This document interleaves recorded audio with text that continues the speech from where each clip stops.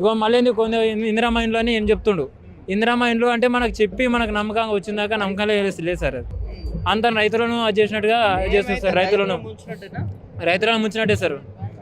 వాళ్ళు అనుకున్న మాట కాడికి అన్నగా ఏ రోజు అన్నామో ఆ రోజు అన్న చెప్పినా అంటే ఆ మాట నమ్మకంగా ఉంటుంది. వాళ్ళు ఏం పని చెప్పినా కానీ మాకు ధైర్యం ఉంటుంది సార్ అది రైతు వాళ్ళకు. కానీ రైతులను పెండింగ్లో పెట్టుకుంటూ పోతే రైతును నిన్ను చూసుకుంటూ పోతే ఆ తర్వాత వాళ్ళు ప్రాబ్లం పడి వాళ్ళు విసుకైపోతారు సార్. వాళ్ళు నిన్ను చూస్తుంటే నువ్వు అవసరానికి ఆదుకోకపోతే సార్ ముంచినట్టే సార్. రైతులను కొద్ది రైతులను అయితే ముంచినట్టే సార్. ఈ టైం కాకుండా నువ్వు ఎంత 50% 100% ఇవ్వకుండా 50% ఇచ్చినా వాళ్ళకి కొద్దిగా ఆశ అవుతుంది కదా సార్. వాళ్ళకి ఏమి ఇవ్వకుండా ఇంత టైం దాకా వచ్చింది. మళ్ళీ 26 అని అంటున్నావు. ఆ 26 ఒకవేళ ఇవ్వకుండా ఉంటాడు.